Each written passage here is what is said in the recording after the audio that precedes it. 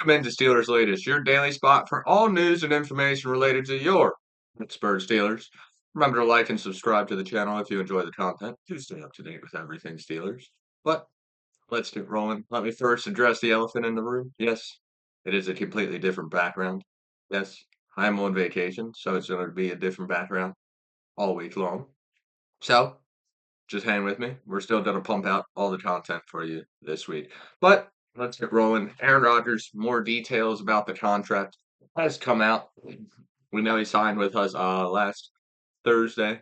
Late last Thursday, it was announced that Rodgers would be joining the Steelers on a 1 year contract. Now we know that 1 year contract is worth $13.65 million. Kind of a little up from what he said in the offseason. He said he would play for 10 mil. He's getting 3.65 more than that 10 mil low water mark that he said he would play for.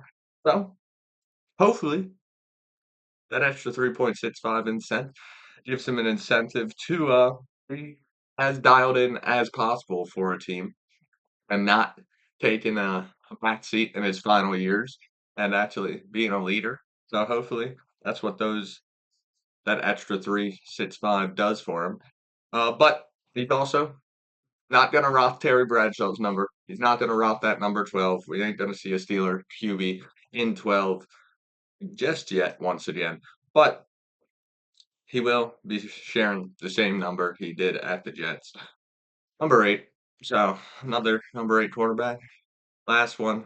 Didn't do too well. Kenny Pickett rocking number 8. Did not look good.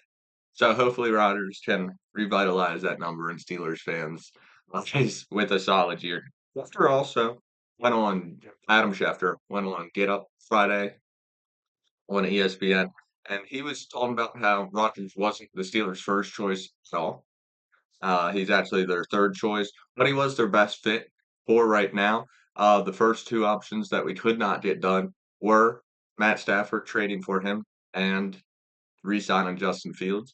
We could not get those two done. The best available after that for in the Steelers' opinion was Aaron Rodgers, and I gotta agree with him. Uh, Definitely gives us a better chance than someone like Mason Rudolph at QB. So I am completely fine. The best option would have for sure been in Stafford. Sometimes the trade rumors just fall out so quickly. And Stafford was up on the trade, was rumored to be getting traded for about 2 weeks, and then the Rams seemed to figure everything out. Then Justin Fields signs with the Jets after how we treated him last year. And then the Steelers looked at Rodgers and said, "We'll be patient and wait for you." That's what we did, and now we are here. And that has upset fans a lot, and they have been taken to social media to fire away at the Steelers and the Rodgers deal.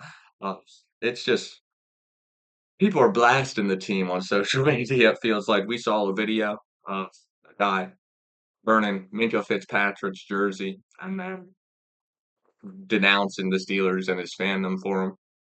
A little too much of an overreaction here from many fans. Cam Hayward actually shoots back at these fans.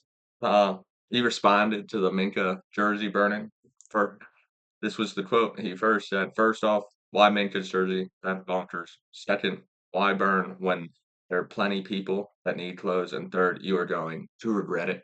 And I think people are going to regret how they feel about Aaron Rodgers coming to their favorite team in Pittsburgh, just because I feel like it's going to be a better season than the last two he's had with the Jets. I mean, 2 years ago, as long as he plays longer than 2 minutes, it's going to be better than that one. And last year, as long as he can get us a winning record again, it's going to be better than the Jets season. And I think we will be able to sneak into the playoffs. Definitely seeing fans be fans right now, blowing everything out of proportion. But that's what fans are meant to do. You're a fanatic. You're supposed to go crazy over what your team does. You're supposed to critique everything that your team does, or you're supposed to really hop on board with everything your team does. But this one, the fans are going crazy. They aren't happy with the Rodgers signing. I think they will live to see that Mike Tomlin will pull out the best out of any player. And I think Aaron Rodgers, with a coach that he respects and loves, he will ball out for. I think he is gonna be dialed in. Mike Tomlin, I don't think it's gonna be heavy on Rodgers this year. He just has to open up the pass game enough for those run lanes to open up once again for our running backs in the backfield, and then we'll be a real threat. But how much of a threat can we be? Could we possibly contend for the Super Bowl next year or not? Quick answer, don't think we're gonna really contend for a Super Bowl. I think we could make a deep-ish playoff run next year with Aaron Rodgers. I actually read an article yesterday about how the Steelers are spoilers, playoff spoilers, and not contenders, and I couldn't agree more wholeheartedly. First off, the spoiler way is we could sneak in over some of the other teams trying to sneak in, like Miami or the Chargers. And I do think if we did sneak into the playoffs, or even if we won our division and we're in the playoffs, I think we could beat teams like the Bengals, Ravens, Chargers, Miami, the Broncos. I think all of those teams are winnable games for us, our Steelers.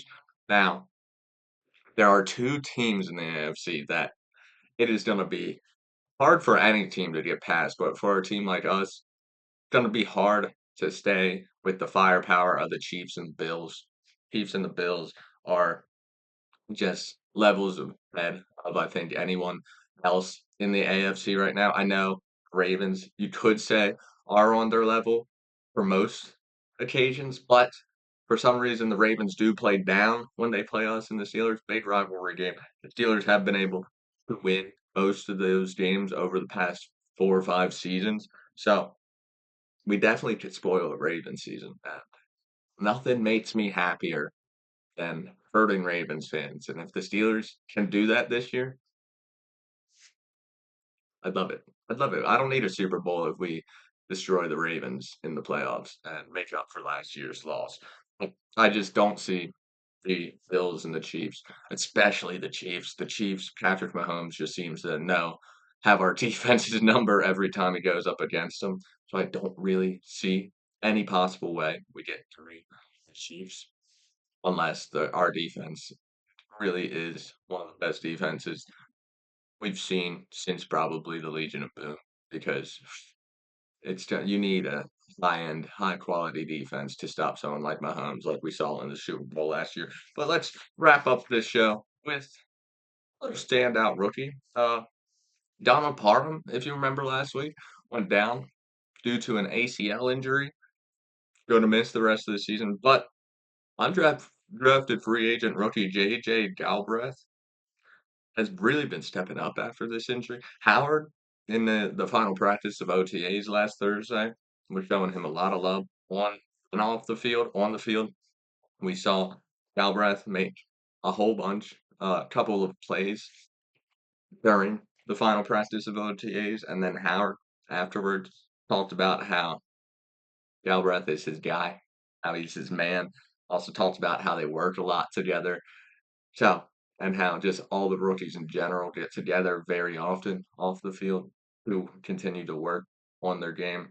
So, I'm really looking forward to it. They're saying this is our best undrafted free agent class in a while, and Galbraith could be a factor next year. You could see him on a couple plays now. I don't think you're going to see too much of him unless something happens to Pat Fryermuth or Darnell Washington. I don't think you're going to see a lot of Galbraith. He did go to the University of South Dakota, and in his final 2 seasons, he had a combined 68 receptions, 1,048 yards, and 9 touchdowns, and was all FCS first team.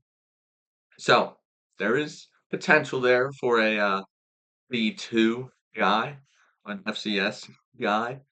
So I could definitely see him making a statement, earning a spot on the team, especially if your rookie quarterback is very comfortable with him at the tight end position and can rely on him to make those plays for him when Will Howard needs him to settle down and be the security blanket.